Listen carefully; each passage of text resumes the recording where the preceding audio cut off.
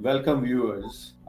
As promised before, I'm I like to bring different experts in the different fields, so that way it would help our viewers to understand what are the different things involved in buying a house and what exactly they need to talk. They have any questions. So the experts are here today. I'm bringing Jacob Ayubi, who is an expert in the insurance. He's been in the industry for more than 20 years. He knows all about it. He does all kind of insurances, and I know as buying a house, insurance is very important. So I would like to introduce Jacob, who would be helping us answering a lot of the questions. And of course, later on, whenever you guys have any questions, you let us know, and we will ask him about those things. So thank you, Jacob, for coming and helping our viewers to understand the insurance stuff. And I know you are an expert, so welcome. Please let us know something about you, and we will start the session. Thank you again. Yeah, thank you so much, Atul, for having me on your podcast here. And thank you for the kind welcome and for the kind words. So I've been an insurance agent for many years, and prior to becoming an insurance agent, I was also had several other businesses as well. But my passion has always been to help people, and to try to find a way that by helping people, how can I also make money doing that? That's the secret. Important. How can I help people and also make money? Helping people would be the most important part of that, and insurance is something where I can do that. And I chose State Farm as the company because State Farm's values and my personal values align. They want, their jingle is, like a good neighbor, State Farm is there. They want us to be involved in the community, to be just as valuable in the insurance as we are to be valuable to the community as a whole. So that is something for me that was very important. Personally, for myself, I'm married. Next year will be 15 years. And my wife is a Fairfax County school teacher, and she teaches 4th grade in Reston, and my children go to that school. I have an 11-year-old boy, and he's a soccer player, and then I have triplet daughters that are 8 years old each. Oh my God. Okay. Well, Also, yeah, it's a lot. Congratulations, man. Yeah, thank you. So but we'll put a picture of them here, so you can see them here. Wow. Yeah. They're the love of my life. They all are soccer players. So I'm, when I'm not here, I'm on the soccer field somewhere. Oh, okay. Yeah, one of our team member, he coaches basketball team.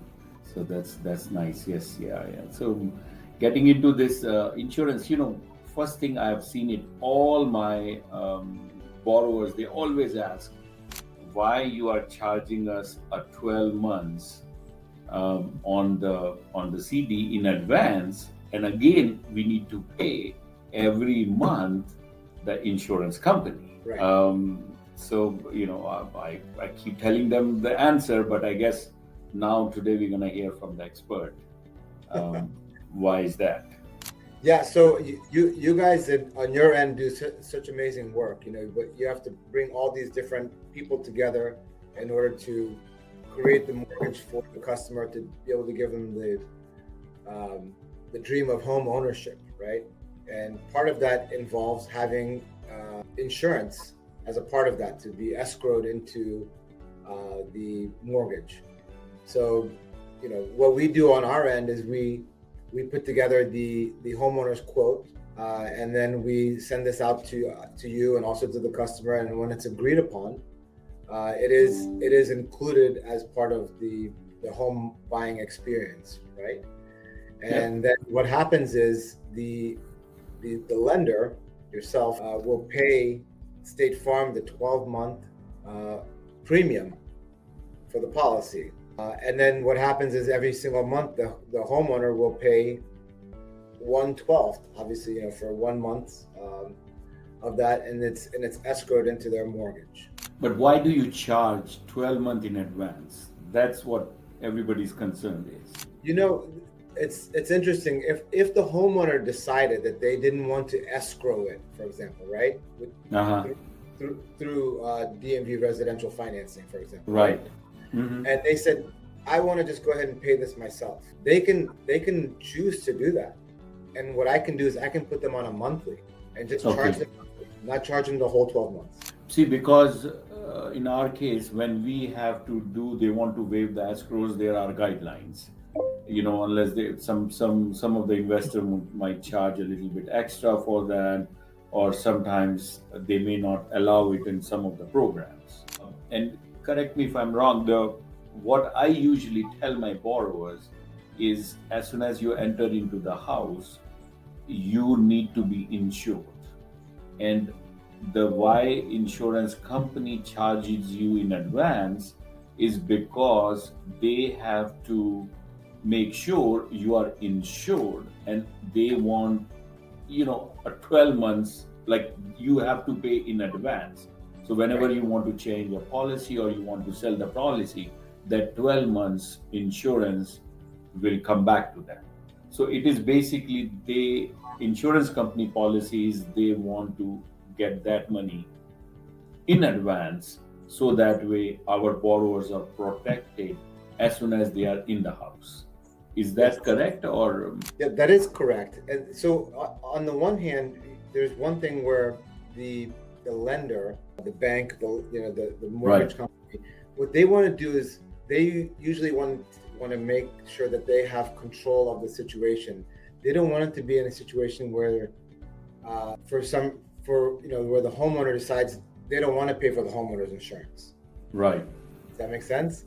Right.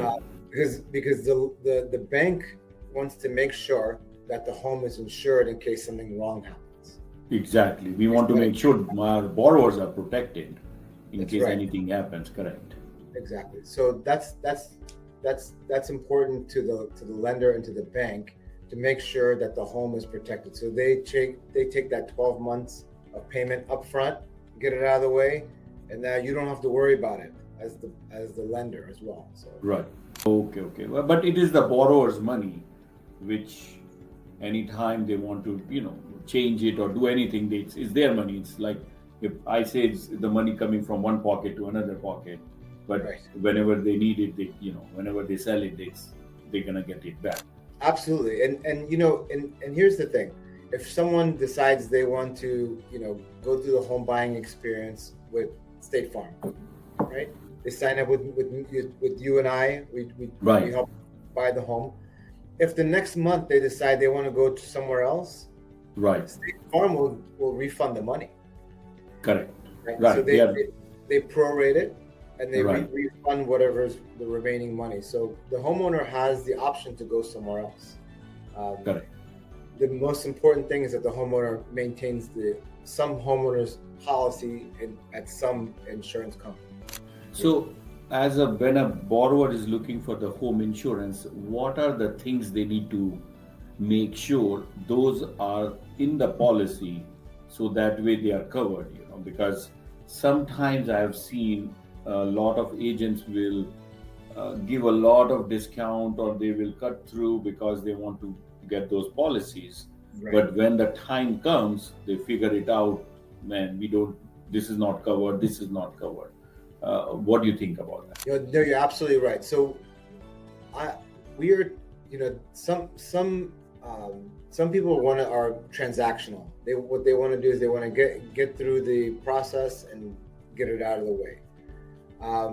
The one thing that we try to do in this office is we add some things to the policy. Okay. Right. I'll give you an example. One thing is backup sewer and drain. That's must. I tell everybody, please have it. You're right. Please, yes, talk Yeah, about it. it doesn't cost a lot of money, but Yeah. but it protects your home. So backup sewer and drain basically means, for example, if the sump pump in your home goes out, there's too much water coming in, and the sump pump is not able to push this water out, or it just burns. Sometimes the sump pump will just go out. Maybe the fuse blows. Now water's collecting in the basement, and now on the lowest level of the home, the water is rising. Right? It's going to destroy the carpet, the hardwood floors, the luxury vinyl plank, and all this stuff. The walls, everything's going to be destroyed. Some of the furniture. You want to have that backup sewer and drain, because without it, that is not covered. The scenario I just made for you, Right. it wouldn't be covered. So you want to make sure you have backup sewer and drain. So we always add that into the policy. I got it. Okay. The second thing we add into the policy as well is we add service lines coverage. What is service? So service lines coverage is, in your home you have gas pipes, electrical pipes, you have data lines, you have all these different, sewage lines, water pipes, you have all these different pipes. Inside of your home, those are covered. Okay. If one busts, right? If one your water pipe explodes, it's covered. Right. As soon as this water pipe goes from your home to the main, County. to the street, right? Right. Mm-hmm. It's not covered between these two places. Most homeowners' policies do not cover this. They do not. Distance. The short distance can be, it's just from your home to the street. And in the street, that's where the main is. Right. Yeah. It's not covered under here. And so we add what's called service lines coverage. It costs $66 a year for this coverage. And when you have to repair it, it's so much expensive. Yeah. It's usually somewhere between $10,000, maybe at the lowest end $5,000. They have to bring the excavator to the front yard. They have to dig up the front yard. They have to find the pipe. They have to fix it. It's a mess. But for $5.50 a month, it'll cover that for you. Right. So we add that into the policy. One of the reasons we add it into the policy is because I know, Atul, if that situation happened to you, you're going to call me. You're going to say, Jacob, you're not going to believe this, but this water pipe is exploded in my front yard. If you don't have the coverage, I'm going to say to you, Atul, I'm so sorry. That is not covered under your policy, because it's not covered under a standard homeowner's policy. Yeah. But you, as the homeowner, I know that your expectation is that it's going to be covered, right? Right. Yeah. And so I try to put that into the policy, not because it makes money for me, but because obviously $5.50 is not going to change my life. Right. Yeah. It's going to be a big deal for the customer. Yes. If they don't have that. Let me ask you, so would that be covering, because I have heard that sometimes that line is there and it's a backup line or something clogged from the house to the county line, and something happens, they start, going back. So that is covered, all of those things. Yes, that's correct. That's covered. Yeah. I mean, it's going to be on a case-by-case basis. There has to be we have to find out what the reason for the clog is. Right. Generally speaking, 99% of the time, there's not going to be an issue. It's not going to be an issue. Okay. Because I know my neighbor had the same issue and he spent it almost the same kind of money you're talking about. So, yeah. And I did suggest him, I said, this should be covered in your policy.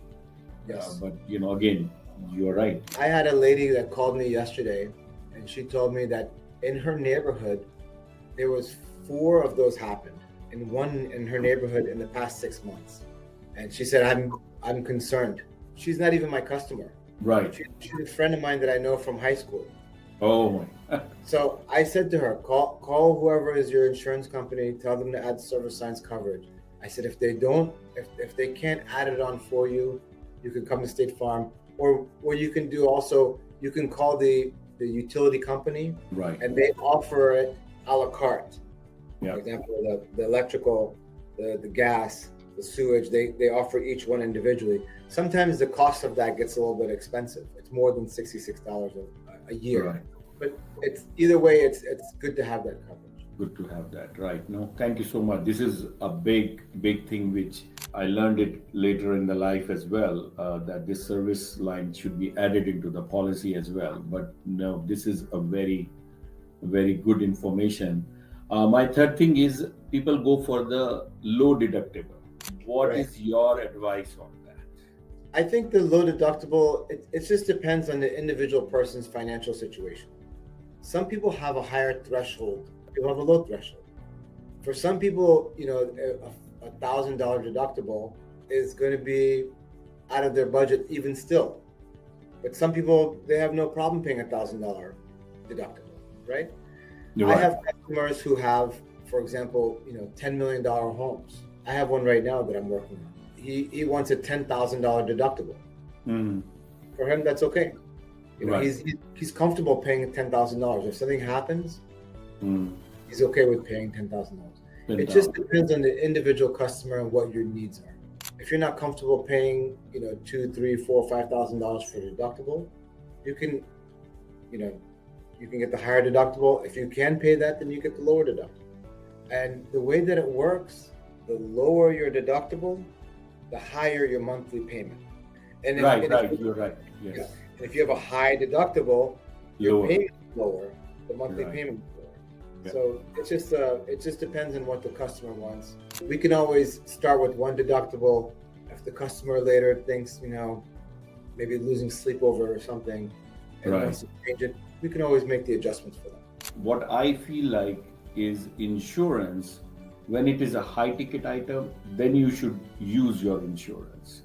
But when it is like a smaller claims, you should try to avoid it, because I don't know, in the past it has happened with me that I claimed 2-3 claims, and after that they stopped, that they would not renew my policy. Right. So we were having a hard time. So that's what I usually have advised borrowers. Yes, that is correct. Go with $1,000, $2,000 deductible, but at the same time, make sure please do not go for a smaller claims, because our tendency is, okay, well, something wrong has happened and we have an insurance. Why don't we go to them and try to take it? Take an Right. advantage of it. Sure. But 2-3 claims are there. I just closed one loan where they took a lot of, it was a big deductible, and I was having hard time finding an insurance for them. I mean, nobody would give it to them. And when they bought the insurance, like from third party, it was costing a lot of money. So that's usually what I have tried to give the advice to the borrowers. Can I just give a small tip to the Yes. to the homeowners listening? Some inside, they call this inside baseball, Right. So inside scoop. Sometimes what happens is, for example, a pipe might burst, right? The pipe bursts, there's water leak. The homeowner turns off the water main, cleans up some of the water there, and then they get on the phone. They call their insurance company, right? Right. Mm. Call claims puts a claim for them, gives them a claim number. Then they call, the claims person tells them, okay, now call a remediation company. So they call, for example, like ServPro. Yes. Yes. Yeah. Or one of these companies that comes in and does, fixes it after the leak happens. All right. The company comes out and says to them, yeah, we can fix this for you, and it's going to be maybe like $1,200, Correct. right? Mm. The homeowner thinks, I don't want to use my insurance, right? I don't want to use it. So they call the insurance company and they say, I'm not going to use my insurance. I'm going to go ahead and pay for this out of pocket. Right. Their deductible is $1,000 anyways. Right. It's a $1,200 job. Yeah. That claim that you just made stays on your record for 3 years, Oh, even though you didn't use it. even though you didn't use it. It's still a claim, okay? And it's just the same as a claim where you had damage and someone came and did the work and the insurance company paid for it. Now, let's say that happened, right? A lot of times the customer doesn't even know that claim is there, okay? Let's say that happened. Right. It's there now. So now the customer, a few months later, wind comes through, a storm comes through, it damages the roof. Visible damage. I mean, it's, something has happened here. They call the insurance company. The insurance company comes, they replace the roof. Right after they replace that roof, oftentimes the insurance company will drop that customer. They've had 2 claims within a very short period of time. Okay, that's true. Yep, exactly. Another way that this happens is like this: that someone comes, and I think everyone knows what I'm talking about. Someone comes and knocks on your door. Yeah, They come knock on all the the door. time, man. That's the reason I'm telling you. They say, Mr. Atul, I'm over here at Mr. Smith's house. We're doing a new roof. Yeah. I noticed your roof has damage. I can go through your insurance company. I can file a claim. I can get you a new roof, right? They haven't even gone up there yet to look at it. Right. You said, that's great. You're going to give me a new roof. Let's do it. You sign the paperwork. We tell them to go ahead and deal with the insurance company. They put a claim for you. The insurance company adjuster comes out there, gets on the roof. There's nothing wrong with your roof. Everybody goes home, but the homeowner is left now with a claim. Oh, See wow. that? Okay. So the way that they make it seem is that no harm, no foul. Everything's going to be fine. I'll do it. We're gonna either get you a new roof or we're not going to get you a new roof. Right. For the homeowner, now they have a claim. Their rate can go up. One. The second thing is claim within the next 2 to 3 years, a real claim. Within the next 2 to 3 years, their insurance is going to drop. How do you avoid it? Because looks like any time I call the insurance company, it becomes a claim, So how do I protect myself for doing it? What is your advice? That's a great question. So one way is, if you have a relationship with your insurance agent, you can call your insurance agent, talk to them. Your insurance agent can guide you. And, you call me, I'm not going to put a claim for you. Right. We're going to talk about it. And then once we get to a certain point, you decide this is a real legitimate claim. Then we put the claim in. Right. Okay. That's one thing. Yeah, so that's really, it's important to have a relationship with your insurance agent, or at least be able to call someone and talk to them. Right. Yeah. I mean, a lot of time is like going on call online, and that's how they do it. Then I guess you don't even know who's your insurance agent is. You just got a quote and start working on it. So all these times, whenever you need it, you just run around and figure out what's going on. The one thing is with our agency, the way that we run our agency is I'm always accessible to my customers.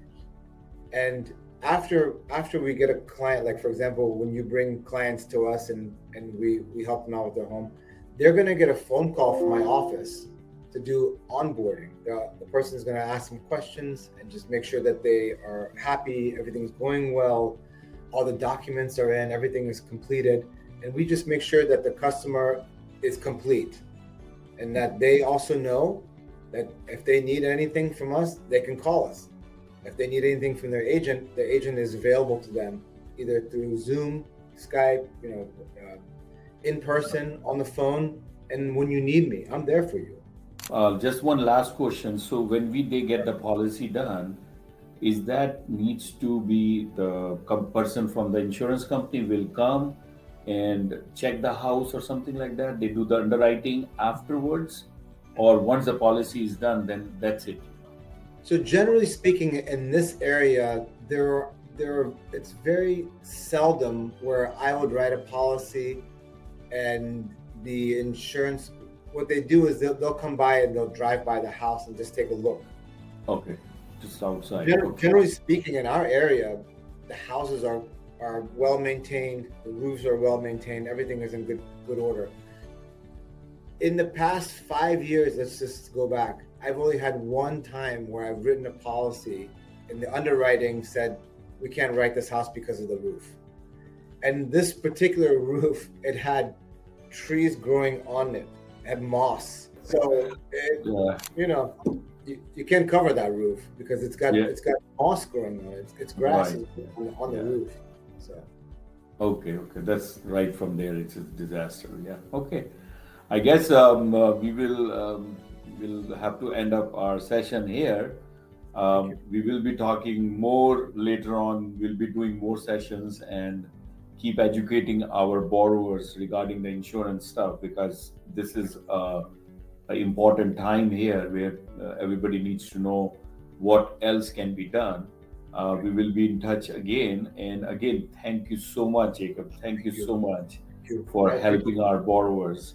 My goal here is to keep educating my borrowers regarding the various components of the home buying process. And I'm so thankful. You are our neighbor right there, and we will be using your services. So thank you again. We'll be in touch. Thank you so much. Thank you very much for having me. I appreciate it. Thank you very much. Thanks.